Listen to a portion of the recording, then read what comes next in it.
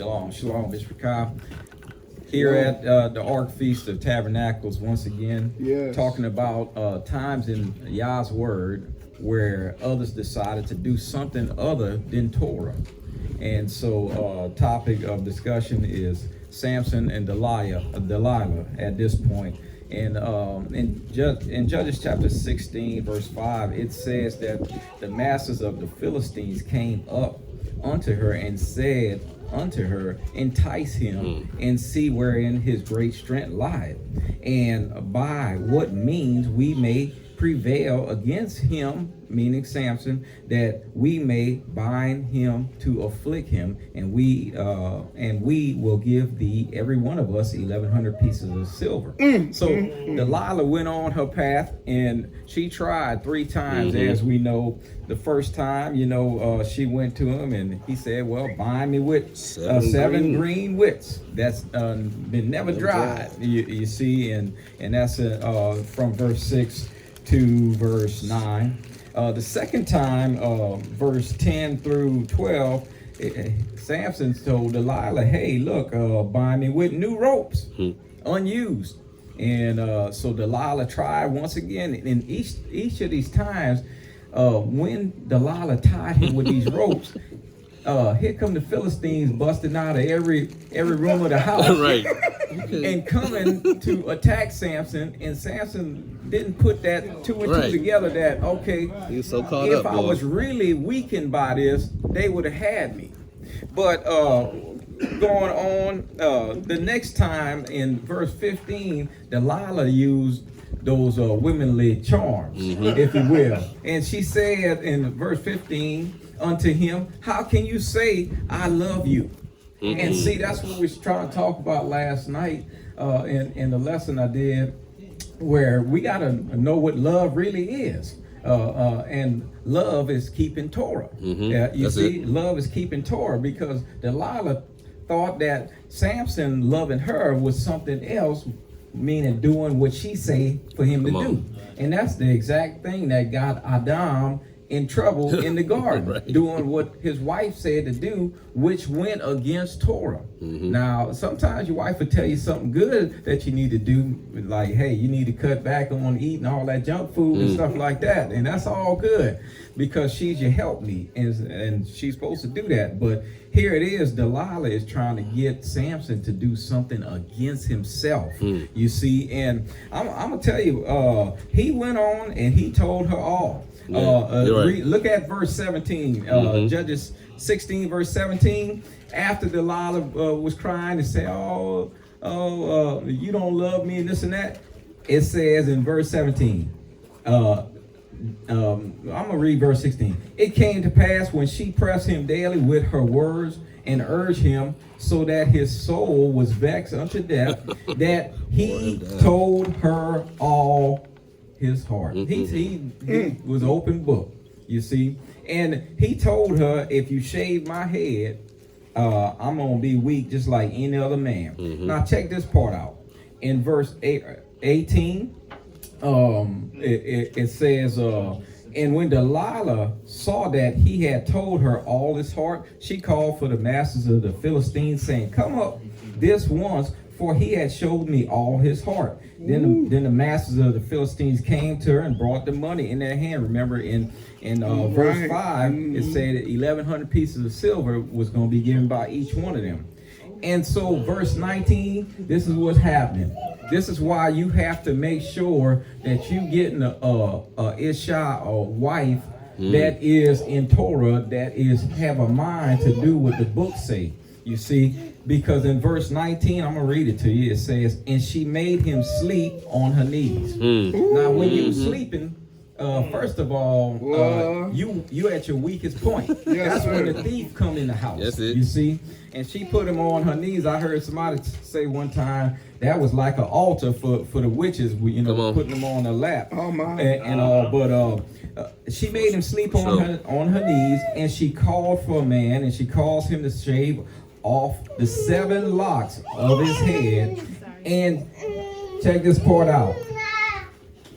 She began to afflict him.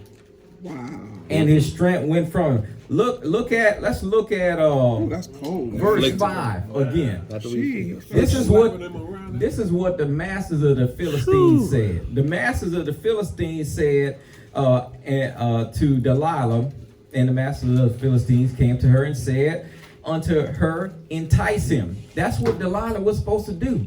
Just entice him, trick him, and see wherein his great strength lie, and by what means we may prevail against him, that we may bind him to afflict him. Who was supposed to afflict Samson? They were. They was. But look at verse 19, and it says she put him to sleep on her knees, and she began to afflict him. She wanted to throw the first punch. And that's why you got to make sure that the Ishai you got is willing, ready, and able to keep Torah, because she's going to be an affliction to you. And as we saw in Samson's case, he was taken down. Maury brought out, man, I have not seen it in the way you was bringing this lesson out, Maury, and all. So Todah Rabbah to the Most High Yah for this study. But in that Genesis chapter 3, we see in verse 1 where the serpent, he says, shall you eat of the tree of the garden? That was the first question in the whole book. Right. The Most High Yah had never said no question, as Maury was saying. The Most High was speaking that whole time, and not one question came from Most High Yah. The first time you start to get on shaky ground, on uneven soil, where you don't know, maybe I should do this or maybe I should do that, is when Hasatan, the serpent, that dragon in Revelation 12:9, the devil, it calls him also in Revelation 12:9, when he starts talking, we see a question mark in the book for the first time. Isn't that something? And then in verse 4, when he says to the woman, you shall not surely die, then we see the first lie in the book. So we know that he is a liar and the father of them. And that I think it's John 10:10, where he comes to kill, steal, and destroy. And that's the only reason the enemy wants to enter anybody's life, is to kill, steal, and destroy us.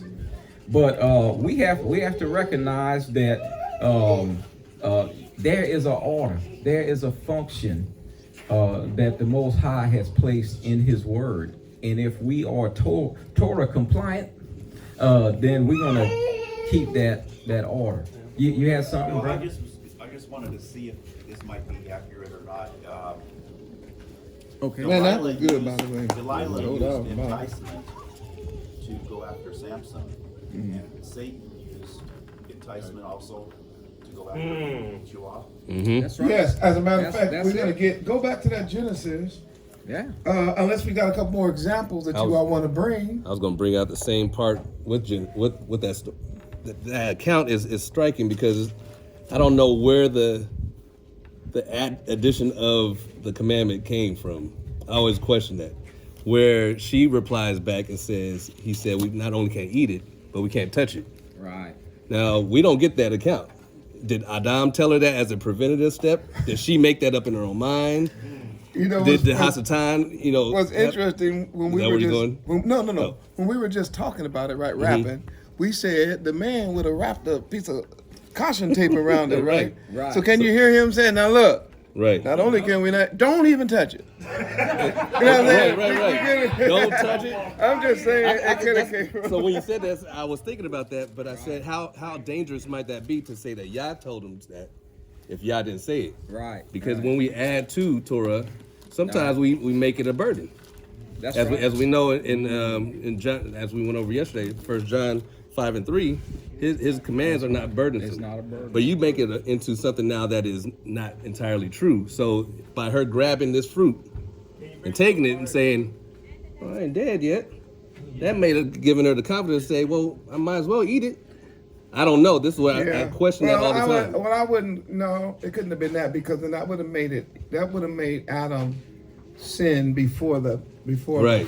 So that means she came up with that on her own. Yeah, she did that on her own, because sin was not imputed unto Adam at all until he ate of the fruit and his eyes opened. Right. So up until then, there was no fault in Adam. Right. That's right. Yeah, and that's one of the things I was That's a talking good about that. question, though. Another problem we would have had in Scripture is Yeah. if Adam would have been standing there by that tree during that particular time, then the sin would have occurred right then. He would have been breaking Torah right That's at that right. moment. Right. That's right. They would have been. They would have both right then. But Right then. obviously, there is a time between that and when she. Right. So, I want to show you something. Let's go back to that. Are there any more examples, by the way, before we shut it down? I got one more. And this person was not an Israelite, but y'all talked to him and told him, don't curse my people, but he wanted to do it anyway. Okay, And that's a good one. Come on here, man. Who is that? Balaam. That's right. Start off with a Balaam. great example. Matter of fact, man, Malcolm, because this person was a prophet, That's right. and y'all literally told him, "Hey, don't do that. Don't curse my people." Right. That's right. And he would go to preaching, and then he would tell the truth, and the people wouldn't be cursed, and Balak would get mad. Sure did. Right. But eventually, what happens is, Yeah. he said, "Look, this is what you do." Mm-hmm. He told the king how to make Israel sin. Sure did. How to do it. Now that didn't make Israel sin. He told them how to do it. How to entice 'em. Israel could have said no, Right. but they was weak That's Enticed. behind the woman. Enticed. Enticed. See, whenever you get them twerkers in, Come on. Make it plain. them heathens, man, they twerking and you Make know it what I'm plain. saying? The brother, man, he gets weak. Yeah. Yeah. Man, they showed up in the camp, man, with their poles. They was swinging on poles and carrying on. But the Israelites had never seen nothing like that in their life. They were like, how's she doing that? Next thing you know, boy, the whole camp was cursed. Right. Yeah. That's No, the we point. grew up country. We didn't know nothing about that. We was in the wilderness. Right. That happened did it happen in the wilderness, yeah or nay? Yeah. Were they sent from a king, from his people, into the wilderness where the people were, yeah or nay? Yeah. Yeah. Okay, so they brought all that stuff into the camp, and the preacher knew it was a problem. Right. And then when that happened, but ultimately, yes, Israel was punished for that, but Balak and Balaam was punished more. Yeah, sure was. Matter of fact, they went to hell. But we see that mentioned again in the Revelation. Right. That's how terrible it was. Yeah, it Y'all was. never forgot that act. Right. Because Jezebel, he never forgot her act, and he never forgot Balaam's act, because when he speaks to the assemblies in the New Testament, That's right. he brings both of those up. You got Sure a does. congregation, you listen to that woman Jezebel, That's right. Chapter 2. and you guys are listening. You following the doctrines of Balaam that taught the people how to sin. Man, that's an excellent point. Yeah. Excellent point. Yes. Yeah, that ARK Milkman, that's definitely an excellent point. You made me think of too how I think it's in 1 Samuel 18 around verse 6. That's seems to be man's weakness, if you will. How That the women. Hasatan, as Morris said, knew he could not get through Adam by going directly to Adam, but he used the one Adam loved. His craftiness. You see, the one Adam loved to get to him. So let me see. You're right. In 1 Samuel 18:6. Okay. Let's Want me to see. read? Yeah, go ahead, read it. And it came to pass as they came when David was returned from the slaughter of the Philistine, that the women came out of all cities of Israel, singing and dancing to meet King Shaul, their tabrets, their joy, and their instruments of music. Verse 7, and the women answered one another as they played and said, Shaul hath slain his thousands, and David his 10,000s. And Shaul was very wroth, and the saying displeased him. And he said, they have ascribed unto David 10,000s, and to me they have ascribed but thousands. And what can he have more but the kingdom? But the king. Got in his head. Right, and as a result of that, you see, it was those women that caused Shaul to be jealous of Dawid, and the next thing you know, in verse 10, it said, came to pass on the morrow that an evil ruach from Elohim came upon Saul, and you know, he started prophesying in the midst of them, and then javelins start flying at Dawid left and right. Right. And he thought he was at the party having a good time. Next thing you know, he's trying to watch out for his life because of straight bullets or straight javelins flying all over the place. Just like that. Just like that. And that just shows that women do have a power, you know, that if it's not according to Torah, it can be devastating. Not only for a marriage or a family, but for a nation. The whole nation. That's right, Iran.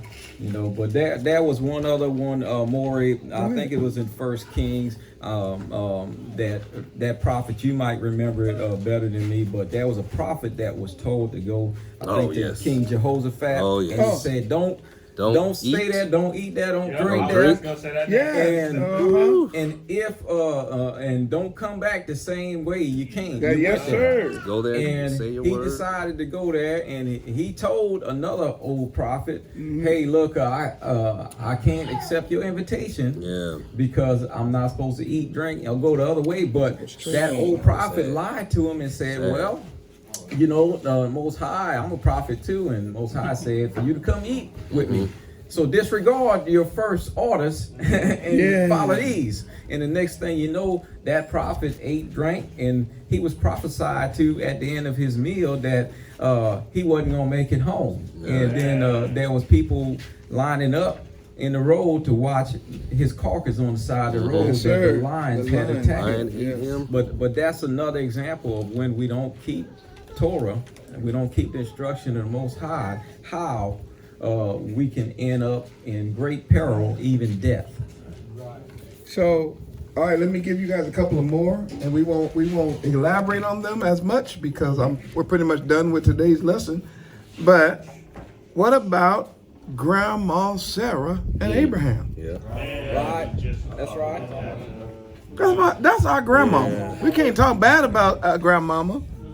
But Grandma told Abraham. Now, Yah had spoke to Abraham at this time, probably at least 3 times, but I know 2 for a fact concerning his offspring. Right. That's right. When he first called him, he said, "Look up into the sky, and if you can count them stars, then you'll be able to number your children. I'm going to do a work." And at first he said, "I don't have a child. What about Eleazar?" And he was like, "No, man, it ain't gonna be Eleazar. It's gonna be your kid." Right. Later on, they go into covenant together. I think in chapter 17, the covenant. They go into the covenant together. Now watch this. Yah says again, "It'll be from you." Yes. That's right. Both times, That's right. he's alone. Right. Yah's talking to him. He tells his wife. Yah didn't tell Sarah directly until later. At this point, he was talking to Abraham. Abraham said, "Well, baby, we got to keep trying." Yeah. She was like, "Whoa, I'm getting up there." He's like, "Well, we got to keep doing it until we can't do it no more." And you do know what happened, right? They got to the point where they really couldn't do it no more. But before that, she said to him, "I'm barren." I'm giving up on this whole thing, me personally. But you can still have a kid. Take my handmaid. That's right. Maybe, that's what she said, maybe it is that Yahuwah would give us a son through her for you. Right. And then it says that Abraham, I think in King Jimmy says, took heed. Yeah. That's what he did. That's what he did. How does he do that? When Yah himself has spoken to him.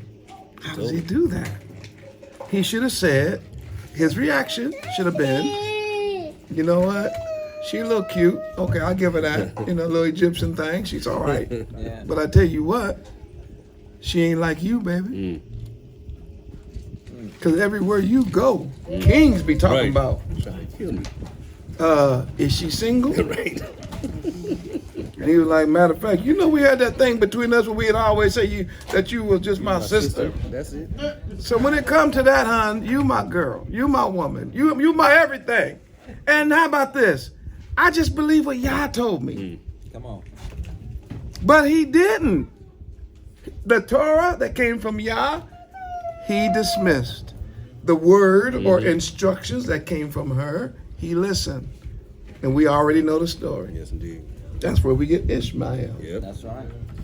And then eventually Sarah and Hagar, they get into these fussing arguments and well, they start, man, sparks start flying and people getting slapped fire from them. I mean, it's like you got to get out and now you got baby mama drama. That's right. Oh, my goodness. Are you listening? Yes, indeed. Con. Now we got trouble. And up until now, we still dealing with the results. But you know what Sarah said to Grandpa? I love this part. Because she did know Torah. She said, my sin be upon you. That's right. You know what she was really saying? You are the leader. It's your fault. You weren't supposed to be listening to me. I could have ate some. I could have messed around and had some bad spaghetti last night. Man, my stomach. I could have been dreaming about something. Man, woke up more, and then and then you just gonna go what I said. Right. My sins be upon you, and you know what? He couldn't deny. Nope. He couldn't say no. You did that. No, he didn't have to listen to her. Right. But that was another one. I have not found anywhere in the Bible that a person does the compromise on Torah and it work out good. So then why do we keep trying it? Come on. Why? Come on. Do we think we're better than the people in the Bible, our ancestors? Now let's find one that is positive, and then we're gonna shut the video. Oh, I was gonna read the rest, but that's all right. Let's find the positive, and then we'll go from there. Jazz, you might have to come get my baby. Oh, Z. Somebody call Z or Jazz. Y'all might have to come get Jasmine. Z coming. Can you come get my baby? All right, now listen. I'm gonna give you one positive because this one right here, people, it's so positive. Some people don't even believe it's real. His name was Joseph. Okay. That's right. And he had been put in prison. It's your uncle, by the way.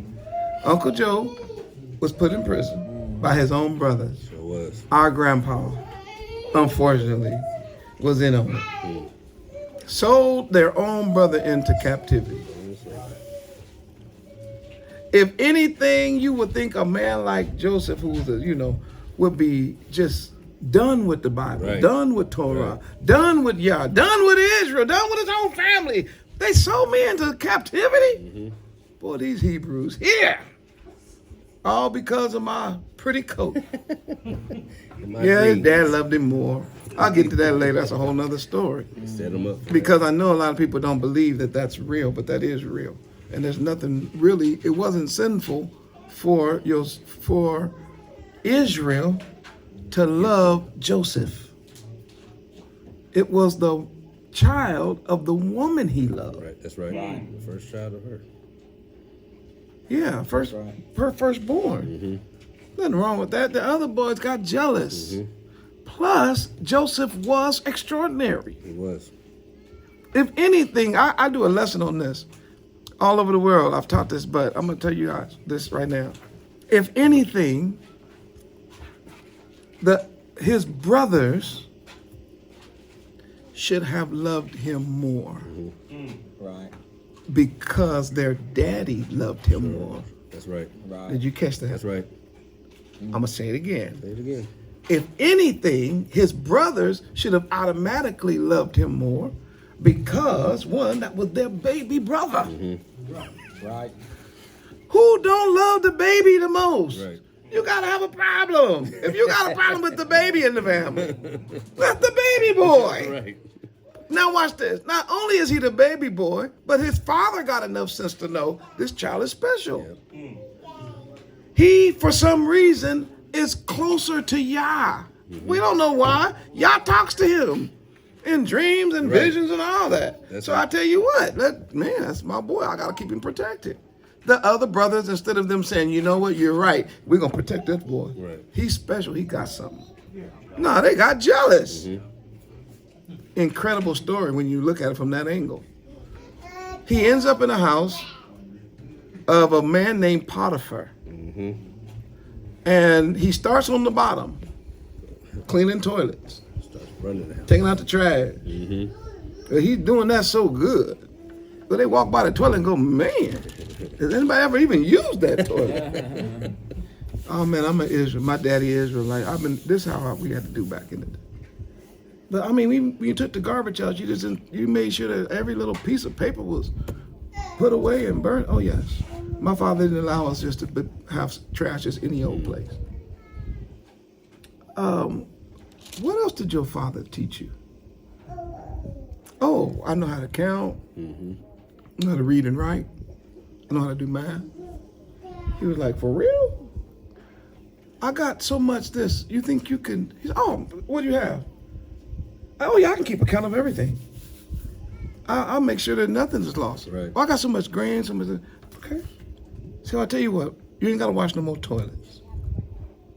I need to have you as sort of like my accountant. Can you do that? Oh, no problem. You know what? I'm gonna move you from my accountant to being my personal assistant. Okay. He's so good at that. He said, I'm gonna move you from my personal assistant to the Lord of my house. That's it.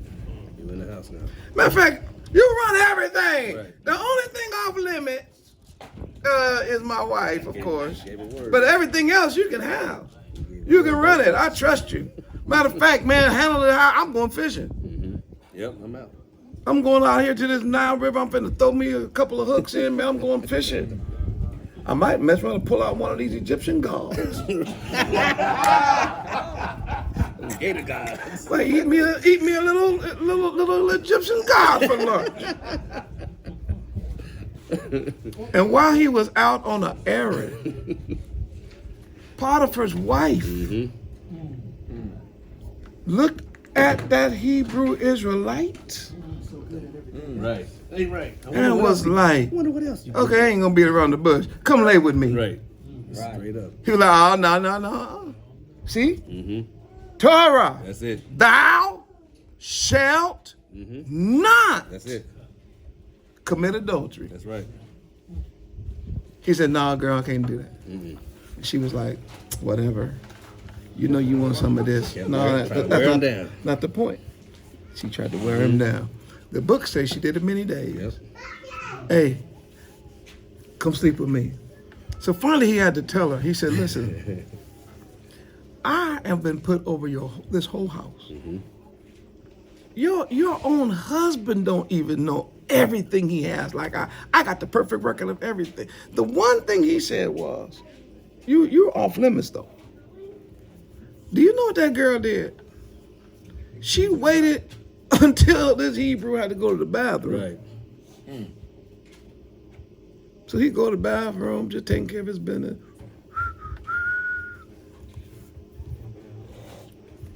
Shema.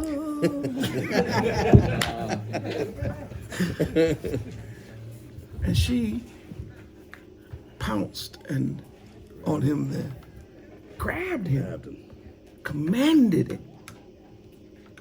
But this Israelite kept Torah. And the book says he ran. Fled that temptation. And she grabbed hold of his clothes. Got away. He left the clothes. Now, what brother's running from? See, come on now, man. Brother, you get put in that situation, you're like, well, you know what? Yeah, he understands. I'm just a man. But if your uncle can run, you can Right, run. sure can. See, that's your uncle. Right. And if anybody had a reason to so quote unquote break the Torah, look at the situation he was in. Right. That was not his fault. Right. He could have been mad at Yah and be like, man, I'm done with Torah. No, he kept the Torah. And believe it or not, things actually look like they got worse because he ended up in prison because she lied on him. But even in prison, his honor would not even allow him to put her on blast. He honored his boss and was like, I ain't even finna mess up their home. But the truth is, he should know he married to a hoe. Right. Straight up. That's right. But I'm not even finna get into that right now. He knew. But he probably already, that's what I'm saying. She probably done did that with a couple of servants before. Because Potiphar didn't want to put him in jail. The record said, man, that hurt him. Yeah, it hurt him. It bothered him. But what ended up happening, we know the story. Because he kept Torah, eventually he ends up, Yah shows him dreams and visions and answers questions and reveals to him what's happening. And next thing you know, just like he went up in Potiphar's house to run in the whole house, he went up in the nation of Egypt. Come on. To where even Pharaoh said, I am Pharaoh in name only. You. When everybody got anything to say, they come into you. Remember, Joseph said to him, he said, look among you, Egyptians, and find somebody. That can get the grain and store it up for the good years and then make sure we got enough to make to the bad year. Pharaoh's own confession out of his mouth. Man, you do know Egypt ain't nothing but smoke and mirrors. Man, these people out here talking about they gods and they can see the future and all that. Man, they dumb as rocks. That's why ain't nobody gonna tell me nothing about no Egyptology. Right. We have 2 testimonies from pharaohs that confess we're wicked and we don't have nobody smart enough to build a barn and put grain in. So guess what? You can't get me with Egyptology ever. Ever. Because even when I went to a little small school, but even my limited education, I could build a barn. They're not asking me to build Taj Mahal. They said a barn to store some grain.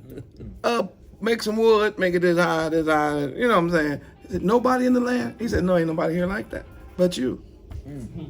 And he ends up saving. Now listen to me. He saves the actual Israel. That's right. The man. That's right. Israel, not the nation yet. The actual man whose name is Israel, Joseph saves Israel's life. And the 12 tribes. Because he would have died. Israel would have died in the famine. Yep. Right. The brothers would have died from the famine. And of course, all the brethren would have, the very ones that sold him would have also perished. But because in the situation, he kept Torah, even though things looked like it went bad, it turned out and they went good. Yeah, I used it for good. All right, so really that was all of my lesson that I really wanted to get out today was there's another voice that's always going to confront you. And it's not going to be no once a year. Come on.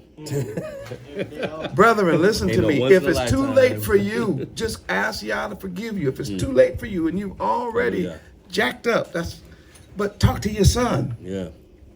Talk to your grandchildren. That's right. Tell them we have to stop this process. We have to at one point turn it around so that we can Repair Israel. reclaim our rightful place. And we can tell the devil no. Right. And we can hopefully be the nation that he wants us to be. And we can start getting rid of these spots and these wrinkles. I got we got one or two more of these day sessions that we're gonna have. Because my next one is, or the next time we get together, we're gonna talk about multiple wives Come on. and multiple husbands. All right. Come on. Okay? And we're going to see how that affects Israel Yeah. and how that affects us. Hallelujah. That's all Because right. this is focused on the family. That's it. All right. Any other? Anything else there? Nope. All right, man. Let Netanyahu do it. I'm always asking the people. Close out. You all do that for me. Close out the blessings. So, Okay. in case people want to give. Okay. All Mr. Cobb, if you can, we ask for donations for the ARK. If this lesson and any other lessons have blessed you, please consider in your heart to give to the work. ARK Yoshiyahu Moreh, he has been hard at it. He's brought several thousands, if not 100,000s, into this truth and gave us a good foundation. I'm one of those many that the Most High has directed his way for him to train me up and mentor me in this word and get me on a solid foundation so that we go in Torah in the right way. So if you consider in your heart, please send a donation for the work. Hallelujah. Hallelujah. Hallelujah. Hallelujah. All right, shalom. Shalom.